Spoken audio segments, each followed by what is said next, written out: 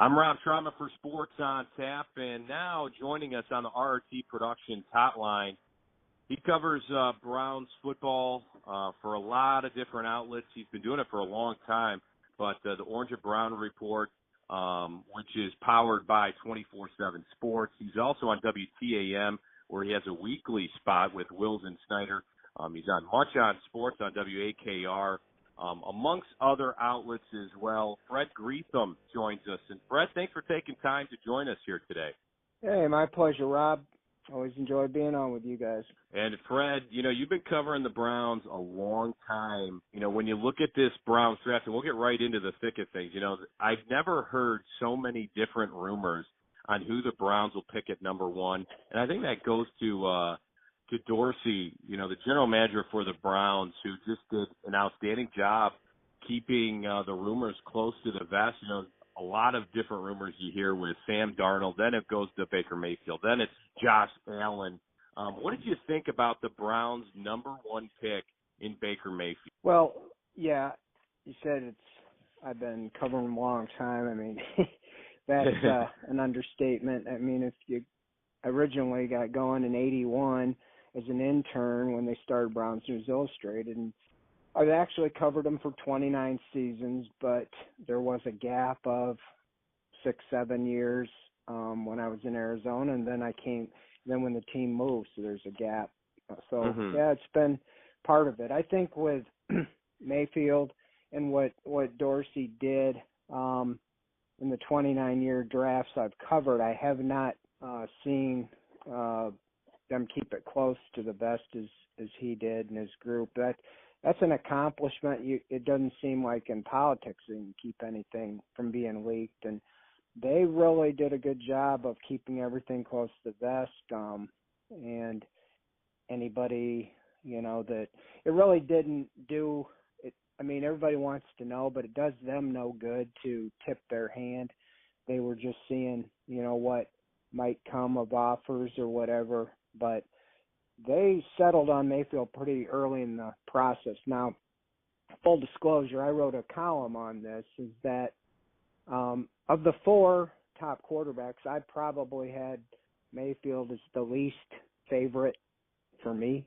I was wanting Sam Darnold just because, I mean, this is extremely unfair to Mayfield, but I just cannot get away from the Manziel comparisons because I followed that guy around for a couple years here, and he really set the franchise back. And it just the similarities of height, style of play, and attitude, it seemed like, not really knowing Mayfield, but from afar. Didn't like him as a Buckeye guy, planting the flag. Obviously didn't like him beating the Buckeyes. Didn't like some of his other antics. But, I say this, and I said in the column that I trust John Dorsey, Alonzo Highsmith, Elliott Wolf. They've been around. Brett Favre, Aaron Rodgers, Alex Smith are the only three quarterbacks that John Dorsey has had in his personnel career. They know how important it is for a franchise quarterback. And if they settled after the thorough crisscrossing the country and double checking 3 times, 4 times, and that's who they settled on, it's good enough for me. So I'll give them the benefit of the doubt. Plus, I don't really have much say in it anyway. And I want the Browns to do well because it creates, interest in all the way across the board. So, but kind of give you, when I woke up the next day after the draft, I kind of slept on it. And, one of the reasons I didn't like Darnold, one of the pitfalls was obviously his turnovers. And I didn't like the game he played against the Buckeyes. The Buckeyes ate him up, I thought. He had some decent numbers, but they pretty much, took care of him. And that was one of the knocks I had. But I wrote it off as saying Ohio State has one of the best defenses in the country. And a lot of the players on that defense are going to be playing in the NFL, including Denzel Ward and some of the other ones now. But then the more I thought about it, I said, that's the same defense that Baker Mayfield kind of ripped them up and down. So maybe that is a case that Mayfield should be the quarterback because as much as you kind of disliked him, he was the guy that took it to the Buckeyes. Now, I know that was earlier in the season, but still, he looked a lot better against Ohio State defense than Sam Darnold did. So the bottom line is John Dorsey, and his staff, I think, I'm going to trust them on this one, that they know what they're doing. It's too big of a decision for them to take it lightly, and they're sold that he is the top guy. Yeah, and I agree with you. I like Darnold a lot, actually, and I know he had a bad game in his turnovers, but he also didn't have a great offensive line with USC, and it seemed like his wide receivers couldn't catch a cold a lot of times. When he was passing, they were dropping a lot of passes, which led to some of the interceptions. But true. With Baker Mayfield, I liked him and I thought he was a winner. But like you, and I hate, you can't compare him really to Johnny Manziel. You don't want to say that, but at the same time, like you said, his height and everything kind of does compare.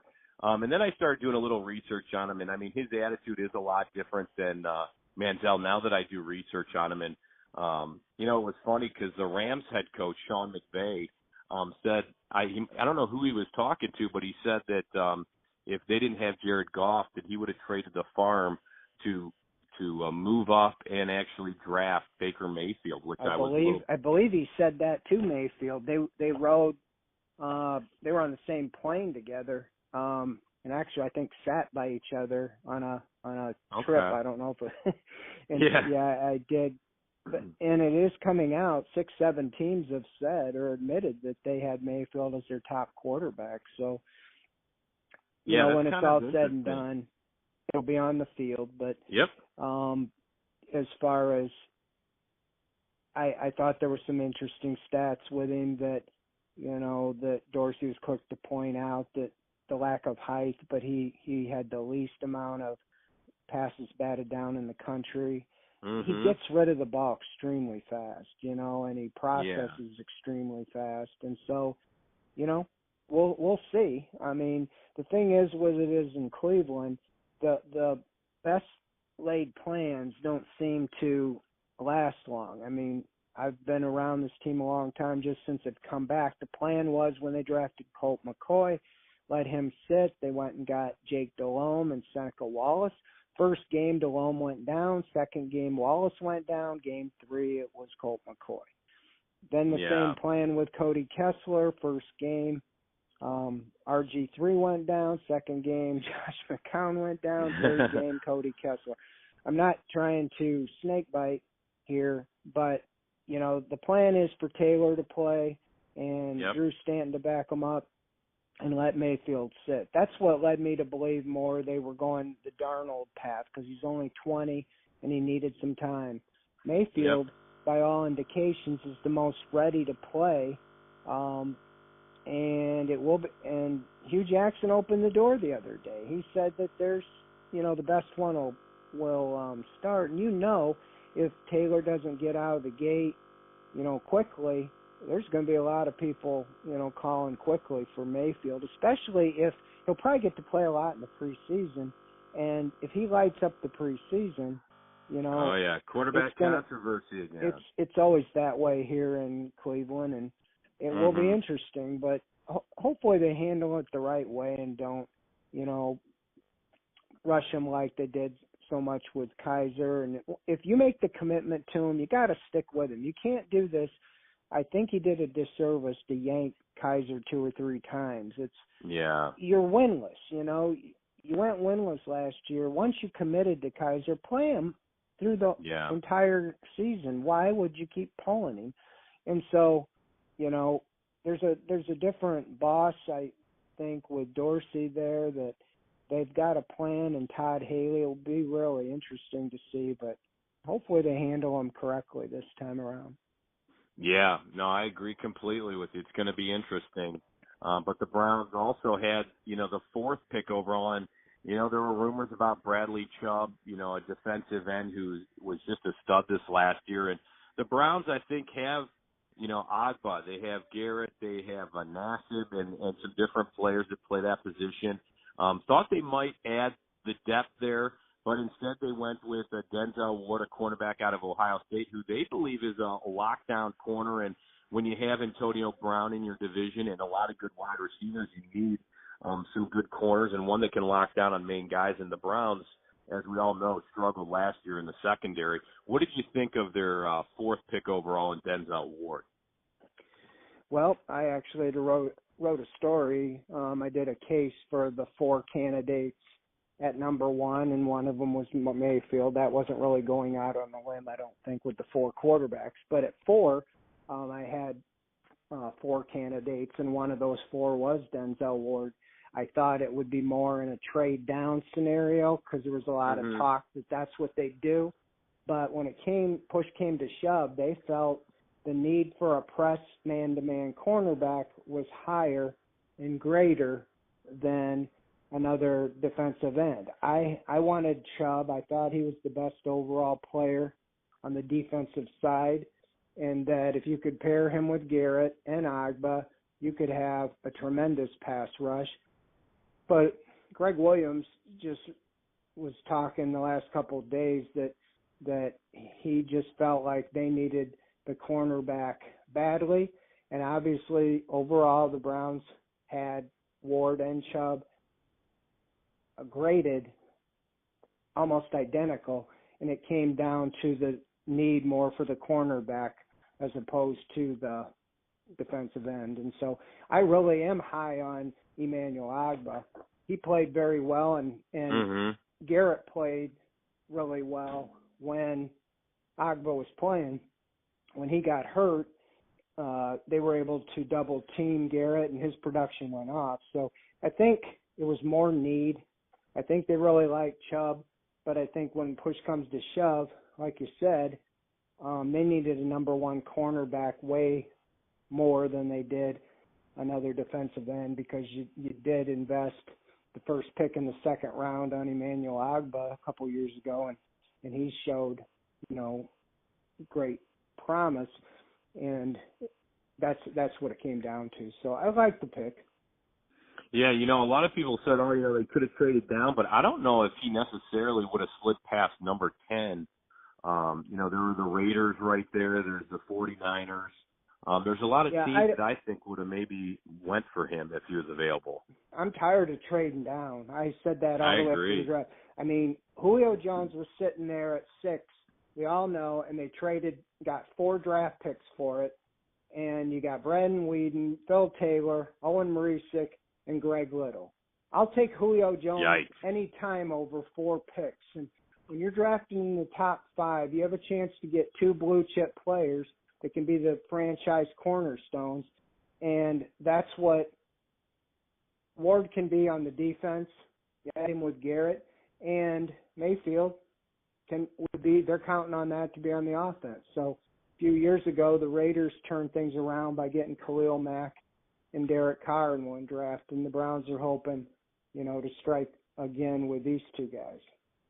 Yeah, and like I said, I like the pick. I was a little surprised. I like Bradley Chubb a lot, but you can't fault the Browns for going with a cornerback that can maybe make a difference on the defensive side of the ball with how they struggled. Now, in round 2 with the first pick, they went with a guy out of Nevada on the offensive line, Austin Corbett, which is interesting because Joel Bitonio knows him real well. And this guy looks like he can be versatile with being a tackle or guard. Obviously, they want – I don't know if they're looking for him to start right away or if he'll sit and be a backup. But what do you think of the pick with Austin Corbett there? Well, he's a Joel Bitonio clone. Bitonio played 4 years left tackle at Nevada. Corbett came in and took over and played the next 4 years at left tackle. And you don't take a guy 33rd overall, the first pick in the second round, to sit on the bench. I'm not buying what they said the other day about, we don't know if he's going to be a guard or a tackle. He's going to start. If they don't put him at left tackle, I could see him moving Bitonio to left tackle and making him the left guard. But I think those 2 guys are going to play in the left side, whether it's Corbett at tackle and Bitonio stays at guard or vice versa. you don't take a guy 33rd if you're, especially when you're 0-16, to develop him. In my opinion, especially when he's a 4-year starter, it's not like a guy coming out early. So you have to remember that John Dorsey's now evaluating the talent, and Sean Coleman was drafted by someone else. They did sign Hubbard, so he's going to be the right tackle. So I think Corbett's going to, slip in there immediately. I mean, most of us with all these picks, again, I'm deferring to Dorsey and his staff. I watch some videos, usually the highlight videos, read publications, but we all think sometimes that we're the experts. Oh, I like this guy better. I like this guy better. In the past, it's been that way. They if they just read some publications and even listened to some, common sense, we wouldn't have had, Johnny and Justin Gilbert, and then Dan Sheldon. And I mean, anybody could have said that year, take, Khalil Mack and Teddy Bridgewater, Derek Carr. But I mean, that's here nor there. What I'm saying is I think Dorsey and his staff, very thorough. They're going to miss some, but I'm going to give them the benefit that they have a pretty good track record. Yeah, no, I agree with you. I think it's funny with the former Browns general managers. I think, I was almost at a point where I said, you know what, let the fans pick this draft pick, because obviously it's not going well with our other general managers. And, they said they didn't have time for pro days and going to all those things. And John Dorsey and his staff has done a remarkable job going to everything, doubling down on everything. And they said how busy they were. I mean, Hugh Jackson said he was working day and night trying to figure out who they want. And, in round 2, pick number 3, they did go with a running back. And, some people might have been a little surprised, but Nick Chubb from Georgia was the pick of the running back. And, I think Duke Johnson, it seemed like, was a little bit upset that they drafted a running back. But I don't think there's anything wrong with drafting or having 3 running backs that might play like a rotating door, especially with Carlos Hyde's injury prone. And Duke Johnson's kind of a different kind of back where he can receive the ball, and he's not really your every down back. What do you think of Nick Chubb? Well, I do like his numbers after that big, major injury, kind of blew his knee out, came back with 1,000-yard, season. And think about that. That was a timeshare with Sony Michel, and who was the first-round pick to the Patriots. So, you got to be pretty good, to get 1,000 yards when you have another back. But Duke Johnson's in his last year. He talks about wanting to stay long-term with the Browns. But when you haven't signed, and they have talked to him, I don't know where they're at in negotiations, but if you don't get something done before the season, you can pretty much figure the guy's going to free agency. And so I don't fault them for – I was almost positive they would draft a running back if they didn't go with Saquon Barkley, who I really wanted at 4, just because I felt he was a once-in-a-generation back. But I understood that they probably wouldn't do that. There's 5, 6 guys, and Chubb was one of them. They could have had Geis, who was ranked by most as the second best running back, but obviously it's come out with his off-the-field issues that, he went way down the list. But I do like Chubb. I do, and I wrote something about it. They didn't get Bradley, but they got Nick, his second cousin. And so I like that. I like that pick there. And I do think that Carlos Hyde, when they went out and got Hyde, that's when I knew they weren't going to use 1 or 4 on Barkley. They committed $15 million to Carlos Hyde, so I was pretty sure they would not take a running back that high. And especially Dorsey got Kareem Hunt in the 3rd round, and he's known for finding those guys. And Chubb was a higher. Not a guy under the radar like Kareem Hunt was, but I think he can do them well, especially with what they're trying to do in the AFC North. They compared him to Jamal Lewis, and Jamal Lewis killed the Browns forever, and we saw him at the end of his career. But in the prime of his career, one of the best running backs, and Alonzo Highsmith, who was the 3rd overall pick out of Miami back in the Bernie Kosar era.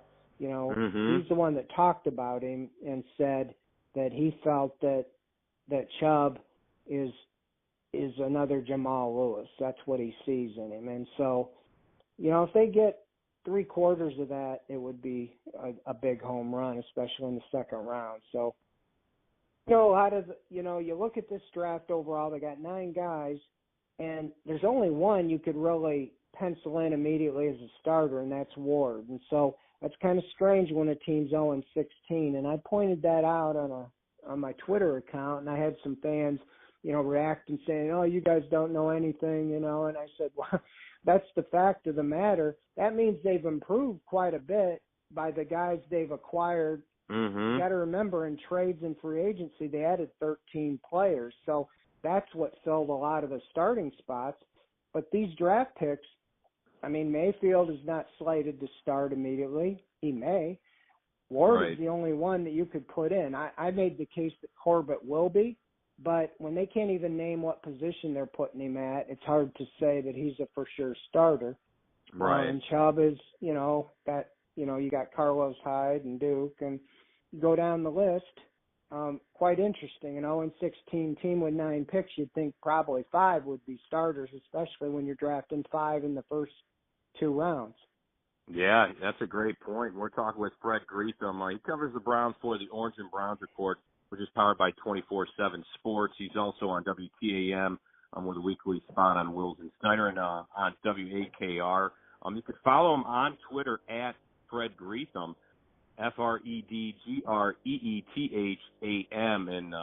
And, Fred, going down, they went to round 3, and I thought this was a pretty good selection. Chad Thomas, a defensive end out of Miami, when you look at his film, he looks really quick. They didn't get Bradley Chubb, but they got Chad Thomas in the 3rd round. What did you hear or see from Chad Thomas, who comes out of Miami? Well, again, they looked at that as a value pick, and and used the 2nd round pick there. I would think he's kind of my comparison's more kind of like a poor man version of a Davenport or Landry or even Chubb, and so that's where they addressed that. I wrote a series of how to turn the Browns around in the off season, 7-step process, and they had checked not that I know everything, but they had hit of the 7, they had hit 6 of the 7, right on with major moves. The one that they didn't was the defensive end edge rusher, and that's where I thought Bradley Chubb would be the guy. They signed Chris Smith, a free agent from a situational pass rusher in free agency, and then they drafted Chad Thomas. So he's really the key. If he can provide that pass rush, and setting the edge that they talked about and what you would think from a 2nd round pick, they would have checked all the boxes, in my opinion, because they hit everything else. And so he will be key. If he can get in the rotation, and Andrew Berry said that they looked at him as an immediate rotation player. So that could put a guy like Carl Nassib or Nate Orchard, in serious trouble on making the roster. Yeah, and that's unbelievable, because I thought, Nassib, I think is a good player, but wasn't completely consistent last year. He showed shine. I thought he shined in some games and not in some others. So that's going to be interesting to see some of the battles going on in training camp. And we won't go through all the other picks, but, there were a few players that had issues. Antonio Callaway, which a lot of people, he's a wide receiver out of Florida, and they said he was a top, 3 wide receiver in this draft, or could have been the top wide receiver. And then they also had Simeon Thomas, who's a 6th round pick out of Louisiana. He's a cornerback, but they said he also had some issues, off the field. In round 5 and 6, they had Jannard Avery, a linebacker out of Memphis, and Damian Ratley, a wide receiver out of Texas A&M in the 6th round. But going back to Callaway and Simeon Thomas, what have you heard about those 2 players on. I know I heard Dorsey talk a little bit about them, about their support system. Do you think these guys with the structure can really stay focused and make this team this year? Well, it's hard to say. I mean, a fourth round, I think, is pretty high to take a guy with the rap sheet that Callaway had. But Dorsey did have him rated. Todd McShay, I believe, had him as the number one wide receiver in the draft talent-wise. Dorsey said he would have been the first or second drafted if he didn't have the off the field. There was 2 wide receivers drafted in the first round, DJ Moore from Maryland and Calvin Ridley from Alabama. So that's putting him in pretty good company. He felt that was worth taking a fourth round. Now you're putting the kid in a room with Josh Gordon and Corey Coleman, who both have had some problems off the field, to say the least. So it will be very interesting. And they're putting a lot of pressure on the new wide receivers coach, Adam Henry, who was at LSU and then last year at the Giants and had Odell Beckham. So, I don't know. I mean, if the guy could get on the field and play, it could be a home run. Last year, ironically, the Browns had a similar situation. They drafted a defensive lineman named Caleb Brantley out of the same college, Florida, who had, if you remember, he was accused of knocking a woman out.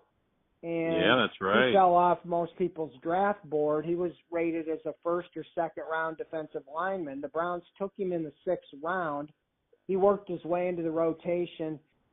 I don't know everything that's going on, but I never heard any peep out of the guy the whole season that there was any trouble or anything with him.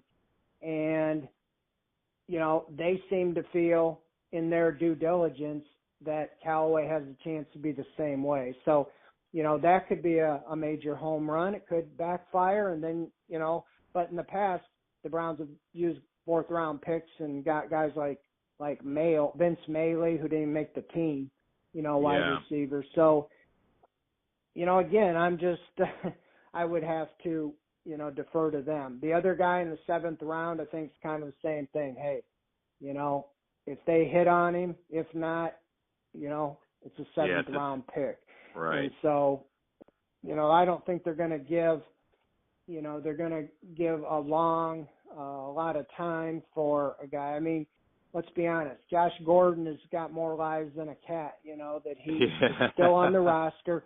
And as many failures as the guy's had, he has a chance to still cash in and get that big contract just by staying clean for, another season. He hasn't been able to do it, play a whole season, to even get his 4 years in, even though he's been in the league that long. So it will be interesting. Don't have a problem with that. But John Dorsey has a history of that. If you follow in Kansas City, he's drafted guys with similar rap sheets. Marcus Peters became a Pro Bowl cornerback.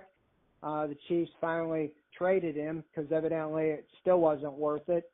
But Travis Kelce was another one with a little checkered past that they took in the 3rd round. He's become quite a tight end. And, there's another one too. Was it Tyreek Hill? Yeah, Tyreek Hill was like a 5th round pick, and he had some pretty good allegations. So I think some of those successes has allowed Dorsey to have some confidence and give it a shot. And, hey, the Browns are 0-16. If they can hit home runs on a couple guys. But I believe it is taking a big chance, to bring, some potential headaches into your locker room when you got a young roster anyway. Yeah, and, with Callaway, I believe he was working with Antonio Brown in the offseason, and I know he was trying to change him, and get him on the right track. And said nothing but good things about Antonio Callaway. So, I mean, that doesn't hurt when you have the best wide receiver in the league, trying to mentor him, and hopefully he learns from it. And, hopefully Josh Gordon can tell him, look at how much money I've missed out on and look at all the mistakes I've made, when it comes to it. And hopefully he'll pick on that and really change his life around. But, with this draft overall, what kind of grade were you giving the Cleveland Browns after this draft? And I know they went through and they just released a list of undrafted free agents that are coming in here. But draft-wise, did you like the draft the Browns had? And, in all your years of doing this, you said it, I mean, since 1981, you've been covering the Browns, and you've covered all kinds of drafts with the Browns. What do you think about this draft, though, here in 2018? Well, I've learned you really can't grade anything because, they all sound good. They all are giving you a great explanation of why it really, until you see them out on the field and how they perform in games. I mean, their reputation and the Browns are the reason, are 0-16 and 1-15 the last 2 years because of the draft, the poor drafts they've had. So when that's all said and done, that's what's going to be. I mean, the key is going to be Mayfield. If Mayfield they hit on, but everybody else they didn't, it'll still be a successful draft because the reason the Browns have not won, they have not had a franchise quarterback since the team returned. Yep. Well, it's going to be interesting. I agree with you, though. It is tough to give grades when they haven't played. So maybe we can revisit that after a few years and see where some of these players are at. But it'll be interesting to see in training camp, too, some of these, wide receiver positions. There's going to be some battles out there in training camp, and I think it's going to be fun to really go out and watch. Yep, sure will. Well, Fred, hey, I appreciate your time tonight talking a little Browns draft. And where can people that are listening to this go and read some of your articles and catch you? I know you're all over the radio. I gave everybody that. But give whatever information you'd like for people to find you out there. Yeah, the OBR, Orange and Brown Report, theobr.com, or they can go to 24/7 Sports, and find the Browns page. And we have all kinds of stuff going on there. So, yep. Or follow me on Twitter. All my stuff, I put on there as well, or Facebook. Yeah, you have a lot of great information, great insights since you've followed them for so long, and you cover the Browns nonstop. You got great insight, great experience covering them. Thanks for coming on our show and talking a little Browns football with us. All right. Thanks, Rob. That's Fred Greetham. I want to thank him for joining us here on Sports on Tap.